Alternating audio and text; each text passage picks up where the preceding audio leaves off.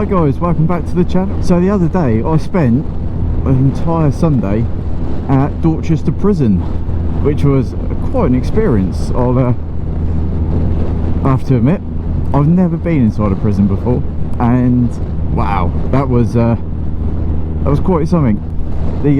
I mean, it is obviously no longer a working prison as such. However, it is now being used for tours, airsoft, and I think ghost hunts as well, which is quite interesting. But that aside, I went because I've got into airsoft, which is something I never thought I'd be getting into. A little while ago, one of my mates kept asking if I wanted to go airsofting, and I thought, do you know what, sod it, I'll give it a shot. Oh, and also throughout this video I will be dropping in footage from Dorchester Prison, because I did throw the DJI Osmo Action camera onto it. Well, I say onto my helmet, and recorded some footage. So enjoy the footage whilst I narrate. And basically, yeah, we went up there nice and early. We got there for about 9 o'clock. Everyone got into the car park. It's one of those car parks where once you're in it, you're kind of blocked in until people start leaving. So if you're first there, you're going to be last out. But that's it. Once we got in, we then went upstairs into, well, we looked around for a space to set all our gear up, and then we found a space upstairs, got everything sorted, and got kitted up ready for the safety briefing. And once you're ready for the safety briefing, you leave the safe zone, which is basically, for those of you who don't play airsoft, it's as it sounds, it's the safe zone. There's no firing of guns, there's no dry firing, which means just pulling the trigger even though you've got no ammo in it, and it's just a place you can sort all your stuff out. So we left the safety zone and went over to the briefing area. Now basically the briefing area, as you can see, is just one big like central room in the prison, with quite a tall roof. I think it was about 3 stories, the prison, and we all congregated there. There's quite a lot of players on this day, which is quite nice to see, which made the game really good fun. My only gripe with the safety briefing is the marshal was seriously on a power trip. He was just belittling to everyone, arrogant.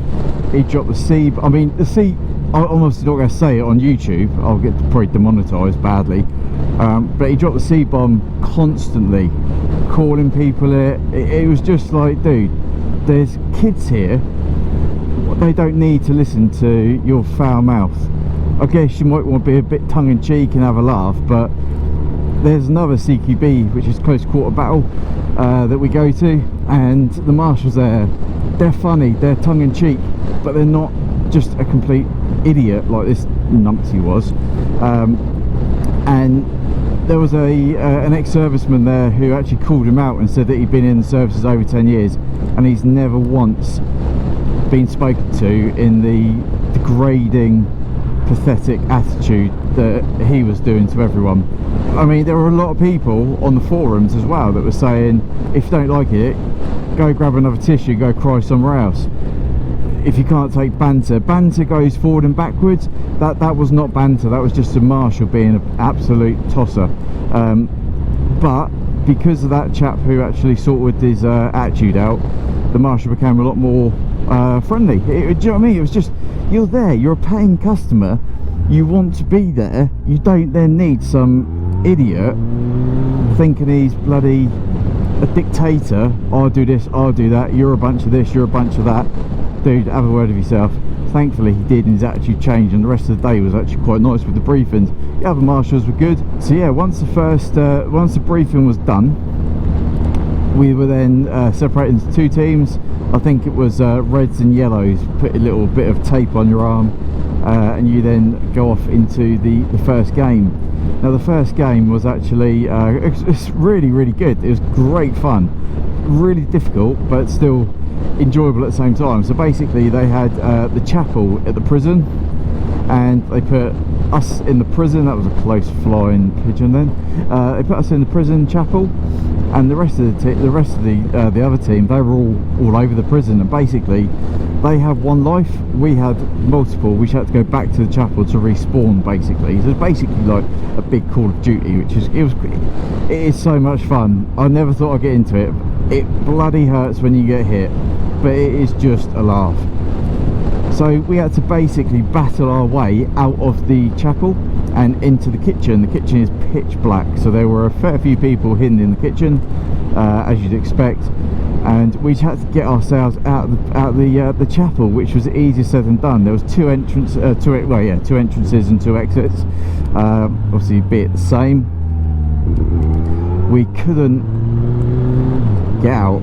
It was really difficult. The other team had us pinned in really well, but eventually we did. We pushed out. We didn't complete the objective, but we had a good, I think it was nearly like half an hour per game, and then you swap sides and you do it again. So that was really good fun way to break the day in and get on with it. Now I can't remember exactly off the top of my head what the other games were, but it was quite an enjoyable day. It was so intense though. I mean, 6 hours pretty much of just running around shooting each other. The prison obviously had quite a lot of low light areas, so pretty quickly after starting we realised that it was pointless using normal BBs, so we went for the tracers. And now the tracers are absolutely fantastic. They basically, you screw on this like suppressor muzzle flash type thing to the end of the gun barrel, and then when you shoot the glow in the dark BBs, it basically, as they pass through the barrel, it just flashes a real intense light down at the BB, which causes it to glow only for about 5 seconds, but it's enough that when you shoot you can actually see exactly where they're going.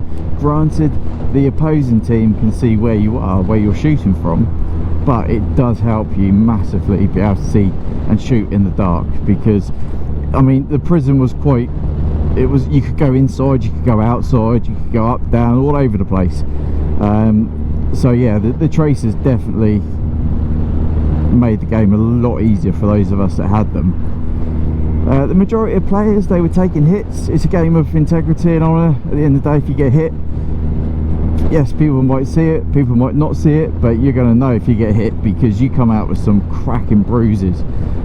So yeah, as soon as you hit, you shout hit, and if you're out, you're out. If you're having to respawn, you respawn. Or there was one game where we had to change sides, so basically you got hit, you shout you're out, or dead man, whatever you want to shout, and then you go onto the team that shot you, and that was quite a good one. That did get very difficult towards the end. Obviously the majority of the team ends up on the attacking team, and the defenders end up with like 1 or 2 people left, which was quite good fun. It was really good. The weather held off for the majority of it, because there were a few games where you could go outside as well. A few people had thunder flashes, which were basically just basically like I say, it's not a flashbang, it's just a very loud firework that enough deafens you if you get isolated in a room and it goes off. But it does give you a real good sense of shoot or you're going to get hit and it's going to really hurt.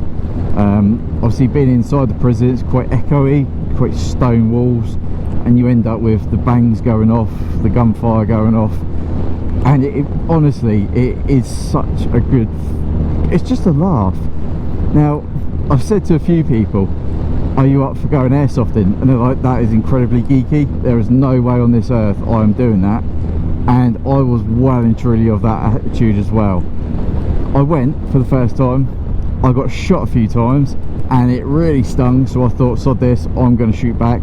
And you just get into it.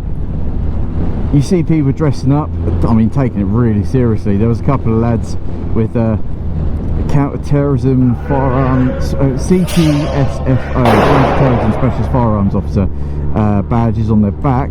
A couple of people wearing police badges, people wearing military stuff, and you think, wow, this is geeky. But then you just drop all that attitude and just go, do you know what, several hours of running around acting like a big kid, having a laugh, it is good fun.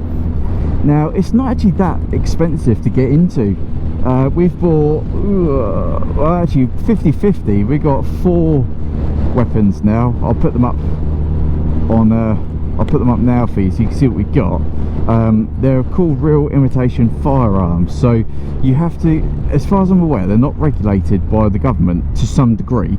However, there is some self-regulation, which basically means the airsoft community have said that in order to buy these real imitation firearms, because let's face it, they do look exactly the same as a real deal, you have to have played 3 games within 2 months or 3 months, and the first game and the last game can't be longer than 56 days apart, or something like that, which in essence means you have to prove that you go airsoft quite a lot to buy one.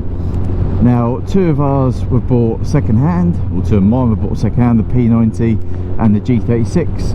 The MP5 was bought brand new, and that was only £140, and the M4 variant, that was bought brand new at £150. So again, I mean, don't get me wrong, you can spend £700, £800, £900 on, I'm going to call it a pew pew. For those of you who watch Demolition Ranch, you'll understand why, and YouTube hopefully won't demonetize this video. But yeah, you can really spend some money. Now, the other good thing about airsofting is you're looking at on average £9 for 3,300 BBs. That really isn't a lot of money. £9, and you will not go through that in one day, guarantee it. Tracer units, you're looking at about £14 roughly. Again, that's not bad for 3,500 rounds, which again for one person is going to last easily 2 or 3 sessions of or 2 or 3 days of airsofting. When you compare it to the likes of paintball, you really are saving yourself a fortune. I mean, 100 paintballs, tenner, something like that. It is just a cheap way of having a good laugh. But you believe me, you do end up with some really serious marks on your body. I had blood drawn out of my arm. I got shot in the neck yesterday when I went to another one, and that really hurt. My mesh goggles, they're proper ones I bought from a reputable seller, Super 5s down in Hampshire, and they actually dented when I got shot in the eye by a BB.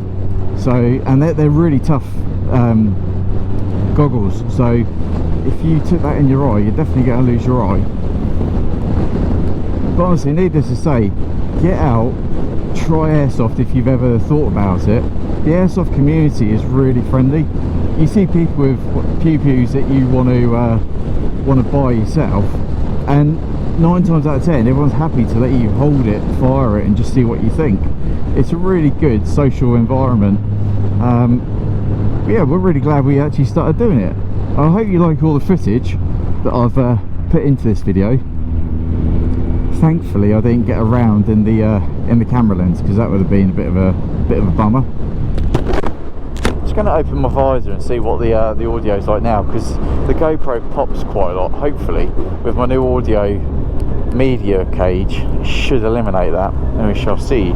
But yeah guys, and actually saying that, we're going to Gloucestershire Prison in a couple of days time as well, so I will, yeah, do you know what, I'm going to put another camera on the gun, or on the helmet that I wear. I say helmet, it's literally a imitation ballistics helmet, but it cost me like £13 on eBay, and because of that, if I get hit in the back of the head, in the side of the head, it doesn't hurt at all. I have taken a few to the back of the head, and yeah, you can obviously feel it hit the helmet, but it doesn't hurt in the slightest. Without it, yeah, you're going to end up with a bit of a bruise to your head, which will definitely ruin your day. So guys, let me know if you've actually played airsoft. Let me know what you think of marshals when they do their safety briefing, because we've done 2 UCAP safety briefings now, 2 different places, the Portsmouth bunkers, and also obviously Dorchester Prison, and they do seem, just the way they deliver their safety briefing, they just need to chill out and be a little bit friendlier.